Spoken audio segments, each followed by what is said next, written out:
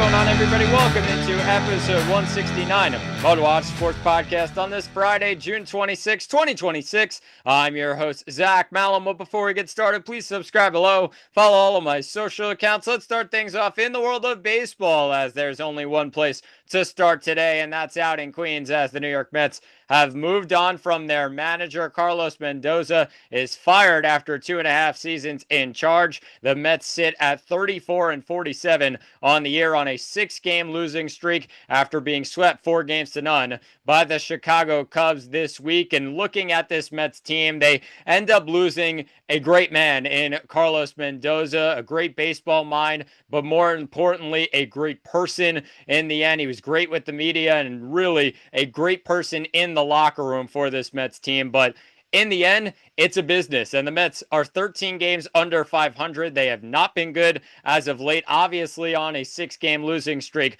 But bigger than that, they have been terrible since June 13th of last year. The Mets are 72-102 since that June 13th date. That is the second worst record in the National League, only in front of the Colorado Rockies. They're doing that as well with the second highest payroll in all of baseball. So in the end, Mendy had to lose his job, and I think a lot of people today, the instant reaction is, well, it's on the general manager, the president of baseball operations, David Stearns. I absolutely agree that David Stearns has done a terrible job with this roster and also failed with the roster a season ago. They do need a GM, the Mets do, with experience in big market payrolls, in big markets. I mean, that's the biggest thing right now that the Mets are missing. With Stearns, you look at him, and he was great in Milwaukee, but he did not have use of the second highest payroll in baseball. He actually had use of a payroll towards the bottom of all of baseball, and he was great with that. But it's a different field. It's a different mind when it comes to a big market and making use of a big payroll. He has not done that in his couple of years in charge. I know they went on a run in 2024, and everybody goes back to that and says, well, Mendy got this team going. When he was in charge, they were, well, looked like it was rock bottom early in the season. But that's a little bit different right now when it comes to middle of the season, June, 81 games in. The Mets are really bad right now. And of course, in that scenario in 24, they were just 5 games into the season. And then all of a sudden it started to turn around in the middle of May. We're way past that right now. So they had to make a move at some point. And of course, a lot of the blame, again, goes on David Stearns. I also think it goes on Steve Cohen in this situation because he's been pretty silent for the most part in these scenarios. And of course, he had a statement out today, but I think his problem, of course, is not the money. He gave the largest contract in all of sports to Juan Soto just over a year ago. When you look at Steve Cohen, though, it's his trust in David Stearns. He continues to rely on David Stearns' philosophy that you can find starting pitching. You don't need to give starting pitching long-term deals when it comes to power hitters that are aging. You don't need to give them long-term contracts as well. You could find other guys on shorter-term deals to get you over the line. Well, how's Pete Alonso doing so far? How is any other starting pitcher, Max Fried, a guy who was on the free agent market at the start of 2025, how's he doing for the New York Yankees? You look at Ranger Suarez this year up in Boston. I mean, multiple guys that have been on the market that the Mets have a payroll that they can give those guys. They can pay for those guys, and they have chosen to not do that because it's against David Stearns' philosophy. I think David Stearns' philosophy is absolutely bogus in terms of a big market payroll, like I said, but it comes to Steve Cohen to at some point say, well, Pete Alonso is one of the best players the Mets have ever had. He's the home run leader in franchise history. He got the team over the line in countless scenarios in the last couple of years. Let's keep him. Even if it's on a different type of deal that you're looking for, just give him the money and get it done. That's what it comes down to Steve Cohen. And I think Steve Cohen has just said, well, David Stearns is in charge. Oh, he probably knows better than I do, and I'm going to go with what he says. it's been a disaster from that point from the New York Mets. And I think Cohen and Stearns definitely have a lot of blame in this one. And most of the blame, I feel like, goes on those two, especially on a day like this, where, of course, they made the decision in the end to let go of Carlos Mendoza. I do think Carlos Mendoza, two things could be right. Carlos Mendoza, great baseball mind and a great person. He definitely deserves some blame in this scenario too, though. And when you look at this Mets team, 30 games under 500 in just over a year, 30 games under 500 next to the Colorado Rockies. Carlos Mendoza has to have some blame in that. He was not great when the Mets needed him to be in the last year or so. They really struggled at the end of last year when it came to starting pitching. And of course, that has to do a little bit with depth, and that's something that Stearns has to be better at. But you look at Mendoza, and it's just the fight to go out and win a ball game. The Mets did not have that. They had the best record in baseball just a year ago, just over a year ago, in the month of May in 2025. Then they absolutely had the worst collapse I've ever seen in baseball in the second half. They were a complete no-show from June 13th on. And looking at Mendoza, he did not have enough fight in that locker room, did not encourage these guys enough to get them over the line. That goes on the manager. 30 games under 500. I agree that a roster in front of him is not great, but you got to get some of these guys going. The talent in that room, even with the starting pitching struggles, Juan Soto is the highest paid player in all of baseball. Pete Alonso last year was in a contract year having a monumental type of year, and the Mets still didn't get over the line. Francisco Lindor struggled at parts, but was really good for the most part for the Mets last season. Couldn't get them over the line in the end. And of course, starting pitching hurt them, but that also goes on the manager and making a move, whatever it is. I think it's less of the in-game decisions, more of overall getting these guys to go out and fight for a victory. He did not do that in the last year or so, and I think that's the one indictment on Carlos Mendoza, that the Mets sit 13 games under 500 for a reason. I think a lot of this year has to do with the roster construction, but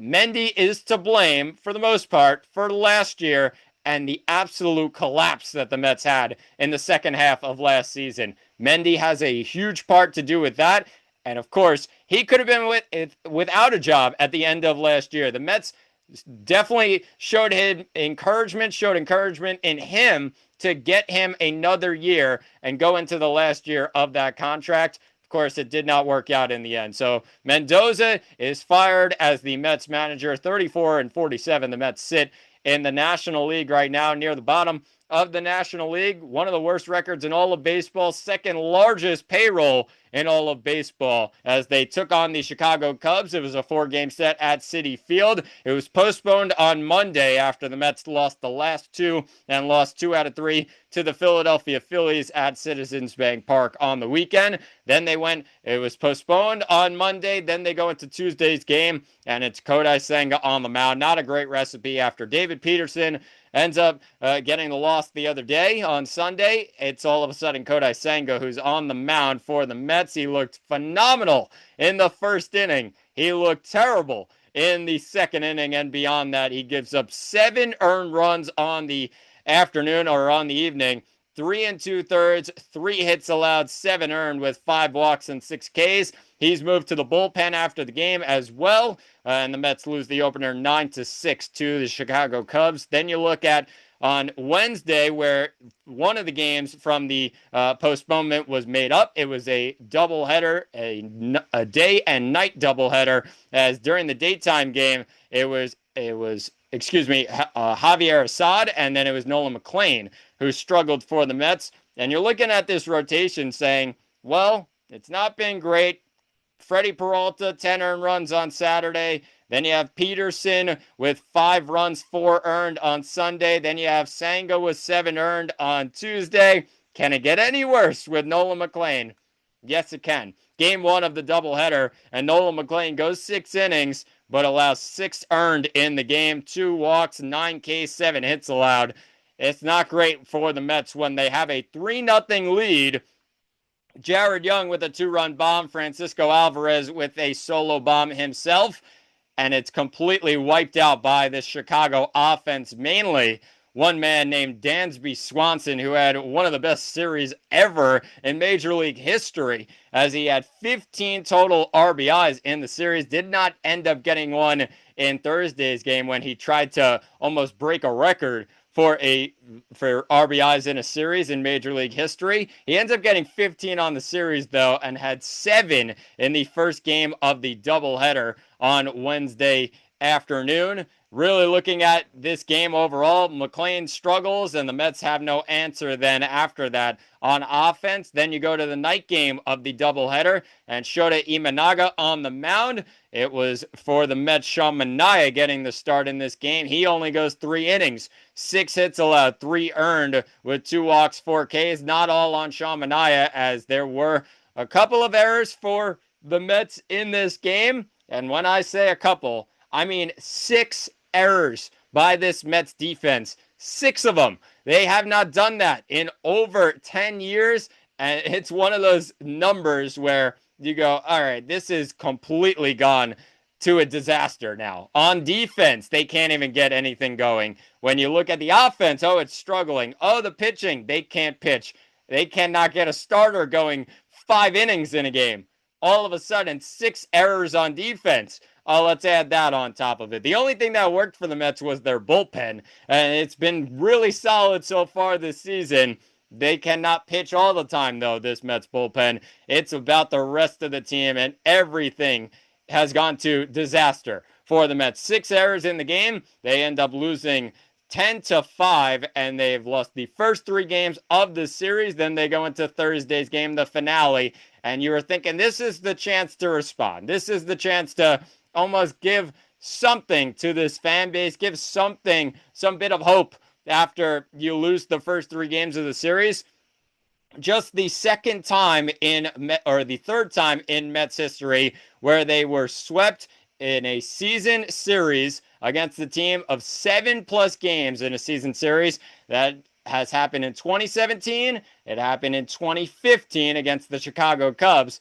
And now it's happened in 2026 against the Chicago Cubs. The Mets lose the series finale 4-3, the final in 10 innings. They did come back into this game after they allowed 3 runs. None of them were earned to Freddie Peralta. It was a 3-run inning in the 6th for the Chicago Cubs. Give credit to Eric Wagaman and Jared Young, 2 guys that came off the bench and gave the Mets a bit of a spark. Eric Wagaman hits a 2-run pinch hit bomb into left field. It's 3-2. Then in the bottom of the 7th, Jared Young hits a solo bomb into right center. It ties the game at 3. But that was it for this Mets offense, as they had no production really from anywhere else and a lot of runners left on base in the end. 14 runners left on base for the Mets. That was a season high last night, and they end up losing after Pete Crow Armstrong hit an RBI double in the 10th inning with the ghost runner on second base. Matt Shaw comes in to score. The Mets cannot answer in the bottom of the inning,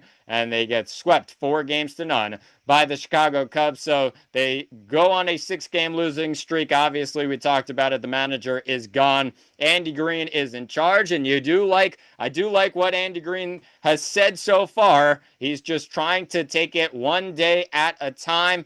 Focus on that. Then if you focus on anywhere further than that, that's where you start to get worried and anxious, and that's where stress comes into this locker room. They can't have any of that right now. Focus on one game at a time, and it's not going to be easy tonight. They start a 3-game set against their rival Philadelphia Phillies, who are coming in feeling hot right now. The Mets are on the opposite side of that. Phillies have made up a huge deficit in the division as well. They're just 4 games back of the Atlanta Braves, as the Mets right now sit 14.5 games back of the division. It's not great right now to be a Mets fan, and looking at this series right now, the Phillies coming in hot, and they get their ace on the mound as well. Zach Wheeler on the mound tonight, 7-10 start out at Citi Field, 7-1, 2.11 ERA on the year, and it's Zach Thornton, the rookie, getting a start for the Mets. The lefty comes back up from the minors, and he comes into the year with just the 4 1/3 innings pitched on May 20th against the Nationals. He got the loss in that game, and he allowed 4 earned runs that day. So not a great sign coming in for the Mets. They have to bounce back, but we'll see what Thornton could do. The offense got to step up against Zach Wheeler tonight. That's really the key, number one, for this Mets team. Get to Zach Wheeler early and then go from there. But not a great test for the Mets here. 13 games under 500. The manager is gone. We'll see what happens for the rest of the season. But make sure you tune in. 7:10 start tonight. Zach Wheeler, Zach Thornton out at Citi Field. Shifting things to the other side of New York, as the New York Yankees were also in action this week, and they were out in Detroit taking on the Detroit Tigers, a 3-game set at Comerica Park. It started on Monday. Framber Valdez on the mound, taking on Garrett Cole, and the Tigers end up taking the first game of the 3-game set with Framber Valdez getting the win. 6 innings strong, 4 hits allowed, just the 1 earned run with 2 walks, 8 Ks. Really good stuff from him. Garrett Cole struggled in this game. 4 1/3, 9 hits allowed, 5 earned with 1 walk and 5 Ks. You'd say to a lot of Yankee fans, well, what's your feeling on Garrett Cole? I think a lot of Yankee fans would look at Garrett Cole and say, well, as long as he's healthy in October, that's really all I care about. Yes, he's going to have some bumps along the road during the regular season, and that's okay. He's not expected to be perfect heading back from Tommy John, so you can have some bumps in the road as long as he's ready for the later months of this season. That's all that matters. So Garrett Cole gets the loss, 2-2 on the year, but not freaking out about Garrett Cole just yet as a Yankee fan. And looking at this team, they just did not get enough offense going on the day to help out their pitcher as well. They had one score in the second inning with Ali Sanchez getting a RBI double that Caballero scored on, and then it was Ahmed Rosario trying to get the Yankees back in the game, a 2-run bomb to right center field to make it 5-3. That's how it would finish. 5-3 loss for the Yankees in the opener on Monday. Then you go to Tuesday, and the Yankees bounced back. It was a really good start from Carlos Rodon. For the most part, he went 5 1/3, 6 hits allowed, 3 earned with 2 walks and 5 Ks. Just got into a little bit of trouble, especially there in the 6th as well, as they ended up taking the lead. The Yankees did after they trailed 2-0 in the 3rd. He also struggled in the 3rd, Rodon did. It was a wild pitch from Rodon that allowed a runner to come in to score, and then an RBI single from Dylan Dingler gave the Tigers a 2-0 lead. The Yankees responded. Jazz Chisholm, the day after the lollipop situation, which Aaron Boone, talked about the day after, and that night was just not happy about it, was pissed off about Jazz Chisholm and having a lollipop in his mouth during the game on Monday. He responds with a 2-run bomb and then shows the lollipops, shows the blow pops to the camera. You'll love that from Jazz. Obviously, Aaron Boone could laugh about it after the game as the Yankees end up winning it 4-3 in the second game of the 3-game set. Then you go into Wednesday's game, the final game of the 3-game set. It was Ryan Weathers on the mound, and it was Tarik Skubal on the mound for the Tigers, and the Yankees took it to Tarik Skubal in this game. Give credit to the Yankee offense, because going into a game against Tarik Skubal, one of the best, if not the best, in all of baseball, and they really handed it to him on offense. He goes 6 innings in the game, but allows 4 hits and 4 earned. And that's all it took for this Yankees team. Paul Goldschmidt with a leadoff bomb to start the game. It gives the Yankees a 1-0 lead. Then another one from Paul Goldschmidt. Yeah, I think he likes hitting against lefty pitchers. He's really good at it as well. And then you look at a guy who's a bit under the radar, trying to get going for this Yankees team. How about Jason Dominguez with the score tied at 2 in the top of the 6th, taking Tarik Skubal deep to left field.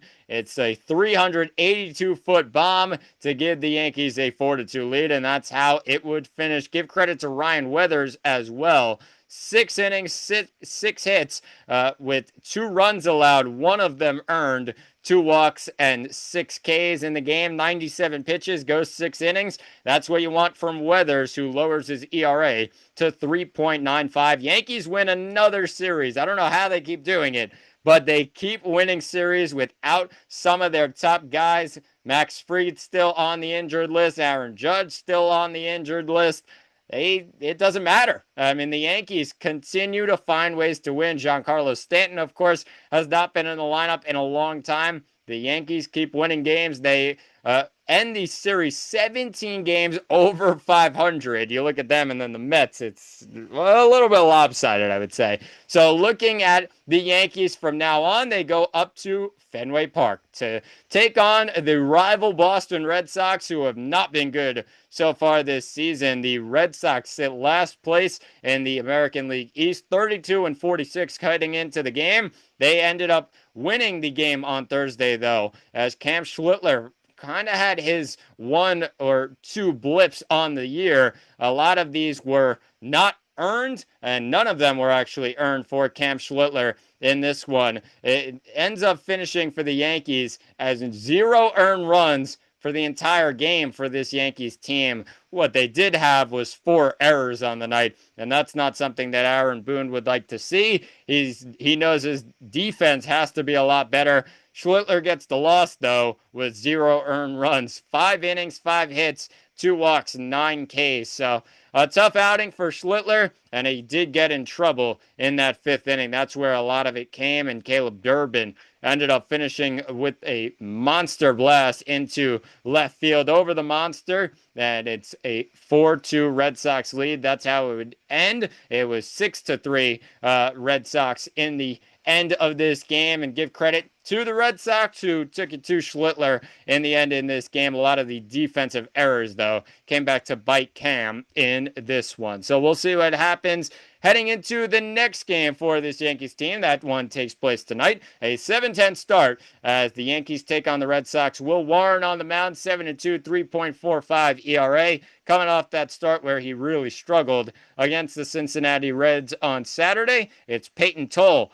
who takes the ball for the Red Sox. The lefty comes in 3-5, 3.08 ERA on the year. So we'll see what happens. Make sure you tune in tonight, 7-10 start. The rivalry up at Fenway, the Yankees and the Red Sox up in Boston. Let's finish things off today in the world of basketball, as we have to talk about the New York Knicks. A couple of headlines coming out about the Knicks in the last 24 hours or so. We'll start with Mitchell Robinson, and it was reported by the Post's Stefan Bondi that Mitchell Robinson is unlikely to return to the Knicks next season. Not a great sign for New York, and I think the most disappointing sign of this as well is that the Knicks, going into the NBA draft, a lot of people assumed that Mitchell Robinson would not be on the Knicks next year, based on he's a powerful big man. He's got a lot of talent, and a lot of teams would pay a lot of money to have Mitchell Robinson on their squad. He's really one of one in certain ways when it comes to offensive side and being a lob threat, a huge offensive rebound threat, and then the defense and what he's able to bring down low in the paint on the defensive side. A lot of teams would love that, and he would start on a lot of teams in this league, so that's not a surprise. What is a surprise that the Knicks have not answered for it. They have not gone out in the draft and said, we're going to get a guy right away to replace Mitchell Robinson. I don't love that from this Knicks team, and I know a lot of Knicks fans will not let that hurt them. I'm still on a high as well when it comes to the Knicks winning a championship, but this Knicks team for the future, they still got a long way to go. They can be something in this league. They can build something historic in this league. One of those ways is by getting Mitchell Robinson back. That's obviously not an option with the Knicks unwilling to go over the second apron, and owner James Dolan has talked about that a lot recently, that he's not willing to do that. It's been a big storyline for this Knicks team that they're not going to do that, but if they aren't going to do that, you got to do the other things to replace that then. And that's going with a guy in the draft. They had plenty of guys available. They didn't want to use a first-round pick because they felt like the money would come back to bite them in the end, paying for a first-round pick. Now it looks like they're going to have some money to play with in free agency. I don't love it. I do think that a lot of the guys in free agency won't really replace exactly what Mitchell Robinson is looking for. But however, there's a little bit of development that could come by drafting a guy and bring him into your system. So it's a disappointment in the end, in my mind, for this Knicks team. Something that we'll see what happens with it. But if Mitchell Robinson is not returning and the Knicks end up getting a free agent that doesn't work out next season, and that's a flaw for this Knicks team, that can come back to bite the Knicks in the end when they try to get deeper into the postseason once again in the following season, now after a NBA championship for them. But looking at the other story for this Knicks team, it's that just a couple of hours ago, it was reported by ESPN that Jose Alvarado, the Knicks point guard, has declined his $4.5 million player option for next season, but he is returning to the Knicks. 3 years, and it's worth $14 million or just over $14 million. That's a huge signing for this Knicks team. A great guy to have in the locker room. Of course, he's New York born and raised. That's a guy who loves being a New York Knick, and the Knicks loved having him on that championship run. The impact that he had in the NBA Finals as well in that comeback win for this Knicks team in Game 4. That's the kind of guy that the Knicks are getting in Jose Alvarado. What an acquisition mid-season for this Knicks team, and glad that he is coming back for another 3 years now for the Knicks rather than just that 1 year deal worth $4.5 million. He declines that. He's back for another 3 years. Great sign for this Knicks team, and great job by Leon Rose. He really hit the jackpot when it comes to Jose Alvarado and striking a nerve into this Knicks team, getting another dude who's really going to work his hardest and get things done on the defensive and offensive side of the ball. So we'll see what happens, but a couple of notes for this Knicks team. Mitchell Robinson unlikely to return. We'll see what happens with Landry Shamet as well. But it's Jose Alvarado who is returning a 3 year deal worth $14.5 million. We'll see what happens as the Knicks head into free agency pretty soon after winning their first title since 1973. But that will do it for episode 169 of the MudWatch Sports Podcast. Please subscribe below. I've been Zach Malama. Thanks for watching, and talk to you all on Monday.